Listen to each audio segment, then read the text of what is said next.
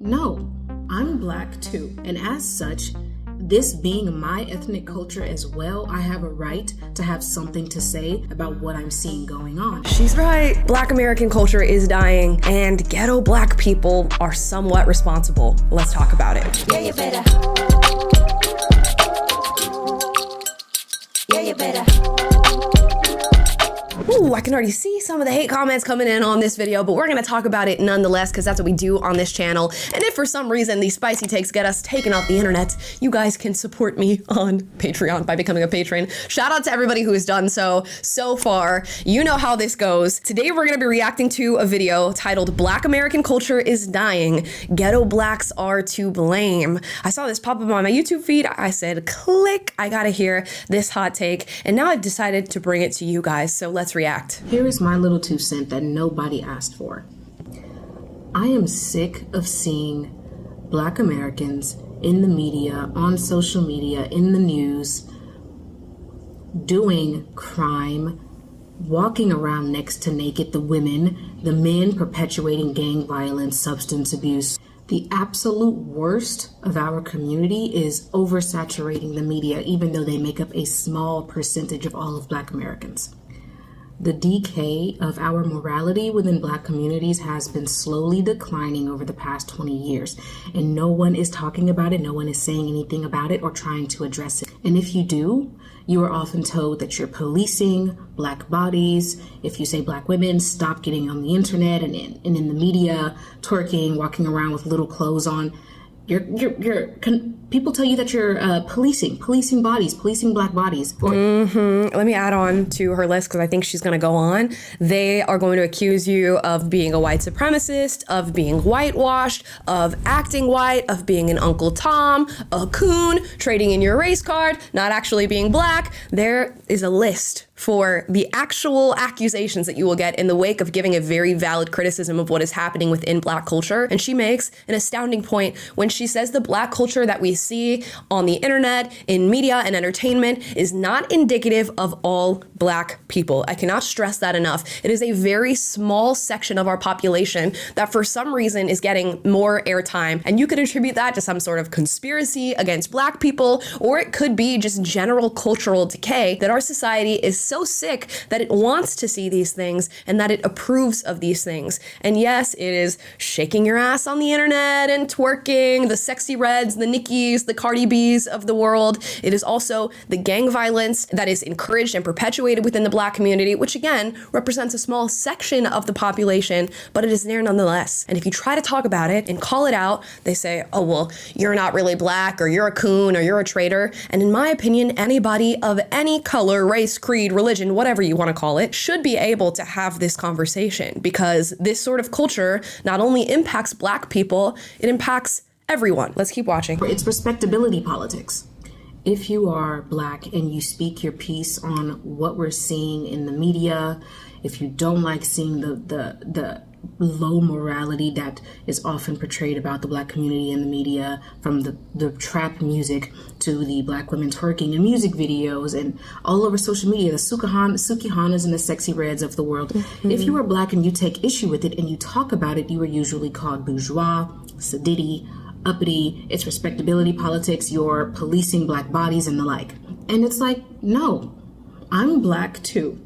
And as such, this being my ethnic culture as well, I have a right to have something to say about what I'm seeing going on. Okay. And then they'll tell you you're just not Black enough. You just simply don't understand. These are the things that Black culture created, and we should sort of pedestalize these things because we do pedestalize Blackness in our society, but we've really mucked it up. To her point, I think she is exactly hitting the nail right on the head here when she's talking about it. And interestingly enough, I've spoken about these issues many times on the show. Of course, I am half white and half Black, and the Black side of my family is from Nigeria. So we're not technically, what do they call it? Foundational Blacks. I'm not descendant of slaves. So people will give me this argument of not only are you not Black, but you're not able to talk about Black culture because you don't technically participate in Black culture. But on the other side of the coin, they will say, why are you talking about, conservative values or these ideas or challenging the racial narratives that we see in this world? You're always going to to be seen as an N-word to white people, and you will see that a lot. Just search through the comments. They'll say, oh, you're acting white, but they will always see you as black. So which one is it? Am I a participant in black culture, or am I not a participant in black culture? You guys let me know in the comments down below. And I'll be the first to say, I love a lot of rap music. I do draw the line at like Sexy Red and Pound Town and, you know, the Sukihana type blackness that is being portrayed. But I enjoy it. I just don't attribute it to blackness. I don't listen to Kendrick Lamar or J. Cole and think that this is an accurate representation of blackness. And that's really where we're going wrong, thinking that this is somehow representative of an entire community and an entire culture. And you know how I feel about the word community. We won't go there in this video because we'll be here for hours. We'll do that another day. Let's continue watching. Your average black American is a middle-class, working-class, blue-collar Jane and Joe. The ghetto subculture, black ghetto subculture that we see often portrayed and over inundated and oversaturating the media, those black Americans make up a tiny, tiny percentage of black Americans as a whole. But somehow they're in the media, overcompensating in the media, oversaturating the media. I know I don't just speak for myself when I say that I'm sick of seeing it, that it's gross, that it is destroying what black culture actually is. It's co-opting black culture as a whole and making it seem as though all of black culture is ghetto subculture. I'm not the only black American who takes issue with it. Because like I said, majority of black America is middle class, not in the ghettos, not out here perpetuating gang violence, promiscuity, and everything else. Okay, and even black people who live in what is considered the ghetto, most of them are normal. Most of them are not subscribing to this stuff. Most of them are not actively members of gangs, and they want to see their neighborhoods cleaned up. They want to see the culture cleaned up, but instead we're saying that this is indicative of all black culture and community, and we must preserve these things, and anybody who's trying to fight it, even if they are black people themselves telling you this is not okay, they are race traitors, or they hate black people, or even better, they are anti-black, which how you can be that at the same time as being black astounds me, but people will say that it is something that others are capable of. And I don't care if you claim it's respectability politics. I guess so be it, because this is gross. It's getting really gross out here how blatantly disrespectful and low class we're acting on social media and in the media, on the internet, on TV. And you can claim that this is someone else's set of moral standards, but no, it isn't. It isn't. Look at Black America in the 50s, in the 60s. Our moral standards back then drastically different from what we have today, or what we're convincing ourselves is a moral standard today. Amazing point just made. If we go back to the culture of the 1950s and 60s, what did you see within black households? You saw two parents in the house. Not only two parents in the house, but two married parents in the house. They were closing the wealth and income gap that existed amongst black, white people, and other races within the United States of America. Not only that, these people often looked down upon what would later become a black ghetto culture, or at least that's how we see it today. A great resource that actually elaborates on these points is a book by Tom Sowell titled Black Rednecks and White Liberals, where they actually talk about the sort of ghetto black culture that we see now, things like AAVE, African American Vernacular English, for those of you who are unaware, people who say words like ain't, y'all, you know, that sort of ghetto black language. It actually was adopted from white people who came over to the United States, handed that language over to Southern black people. And there was a deviation in the United States between Northern black people and Southern black people. And when these two cultures started to mend and Southern black people started moving up north,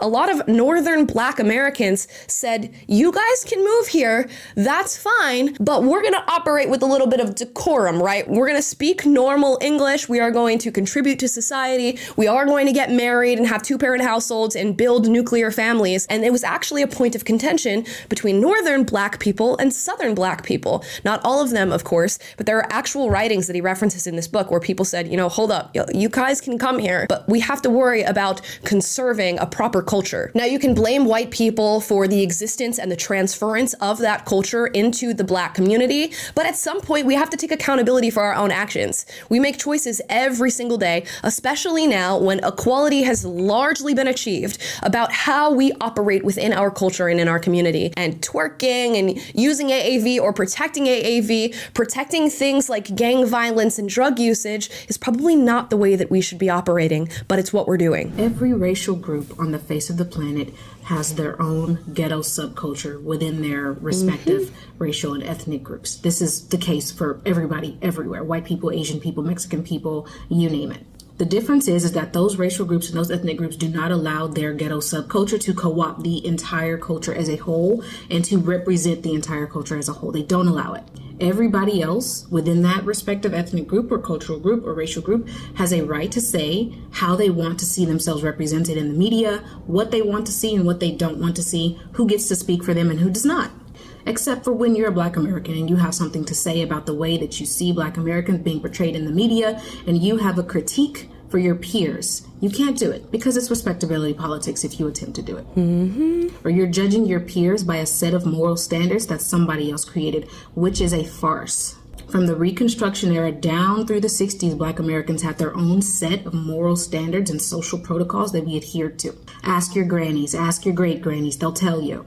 I have had just about enough of seeing Black culture being drugged through the muck by other Black Americans who are perverting it and turning Black culture, something that is beautiful, into something perverse. Showing their ass on the internet all the time. The men are constantly rapping and talking about gang violence. Our children are uneducated and stupid. Let's pause on the children part real quick because she's just dropping the mic. Every sentence that she puts out. We've seen videos of teachers, in fact, a ballet teacher saying, I'm teaching 5-year-old girls in ballet class and they're coming in and they're asking for me to play Sexy Red. And when I say that this is not appropriate, and I even bring that to the parents are saying, why are you talking back to my kid? My kid knows what's up. You see teachers whose kids can't read, but they know every single Drake song, every single lyric. They know Sexy Red, they know Cardi B, they know all these songs. So much so that teachers are actually using rap music as a way to teach in the classroom now, which you can view that however you will. I do think it is a sign of social decay that we have to use tools like this in order to teach children. So she's very right when it comes to kids' participation in this culture. And you know what? Adults can make choices for themselves. If they want to twerk and rap and join a gang and all this different stuff, okay, you're an adult. I don't agree with the choice that you're making, but there we go. Just don't refer to it as Black culture, in my opinion. But when you get kids who are the most innocent and vulnerable among us involved in this culture, and they're now perpetuating the narrative, it is awful because they cannot defend themselves. They don't know right from wrong. They're simply being told that something wrong is something that should be implemented in their lives. And you know what? They're going to turn to the people who criticize this culture and say that you guys are anti-Black, but in fact, this culture is creating more anti-Blackness. If you are doing things that are not good for society, that lead to societal sickness, that perpetuate ideas of drug addiction, violence, promiscuity, and you say this is Black culture, you're gonna lead a whole lot of people who aren't Black to think, ugh, I don't like Black people. This is their culture. This is what they bring into the world. They are less valuable than other people. So you're actually creating racism by defending things that are objectively not good for our society and our communities. We've created a cultural standard of promiscuity and single motherhood. And when a Black American goes to critique and judge our peers, our fellow Black Americans, and critique the condition of our neighborhoods today, they're shut down. That's respectability politics. You're policing Black Americans. If that's what it is, so be it. So be it. It needs to be said. And in order for us to attempt to escape accountability or responsibility on our own part, we claim that the conditions that we see in Black communities is being caused by somebody else. It's not our own fault. It's white people and it's structural racism or something or another. It's everybody else's fault except for our own. Give me a break. It's pitiful. It's pitiful that we refuse to take accountability for the things that we see going on in our communities. And sure, we can acknowledge that structural racism and the history of slavery in this country and discrimination and Jim Crow and Black codes and all of that has played a part in the conditions and some of the conditions that we see in Black communities.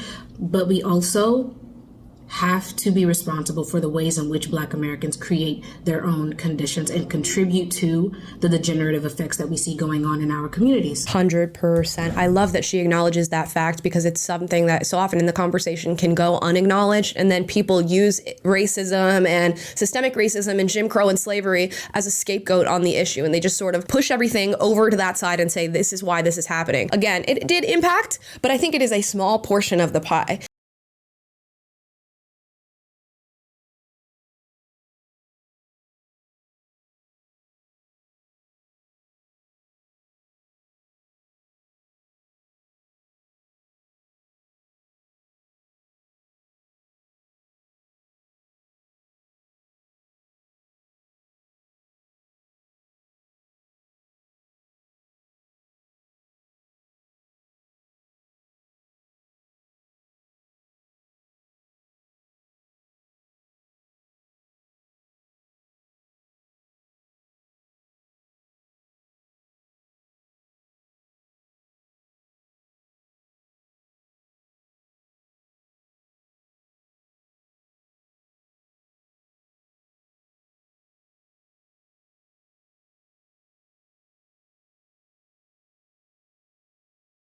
And I think for most Black people, this excuse is wearing thin. We're getting tired of it. And this is not an absence of acknowledgement that something horrendous happened and that it has an impact. It's just to say, maybe we can't keep using that excuse for too much longer. Black Americans who don't want to hear that immediately run to innocence. They rush to innocence. They claim that it's respectability politics to call out these issues in our community. They claim that it's policing Black bodies to call out the low morality and the moral decay in our community.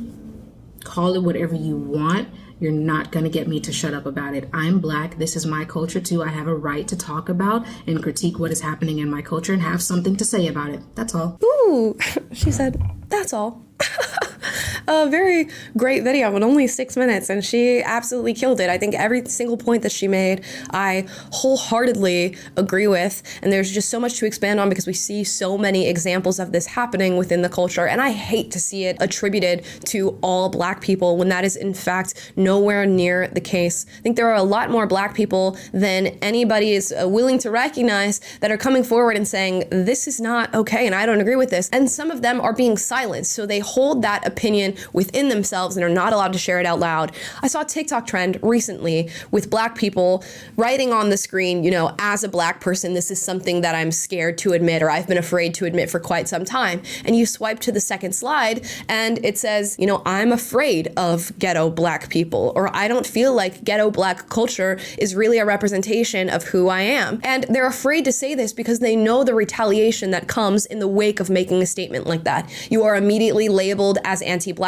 or as this woman said, policing Black bodies, when we know that's not the case. So maybe we'll make this video on this channel a safe space, for lack of a better word, for people to give their opinions on this topic. Even if you disagree with everything I said in this video, drop it in the comments down below. Hopefully we start some healthy debate. And if you agree, let us know, especially if you agree and you're scared to say it out loud. Let's see how powerful the comment section can actually be when you encourage a healthy discussion on a topic and you encourage people to give their opinions. And that's all for me for today. If you like this video, like, subscribe, click the notification bell to be notified every single time I post a video for you guys, which is every day. And I will see you next time. I'm gonna be served in that comment section. Bye, guys. Yeah, you better.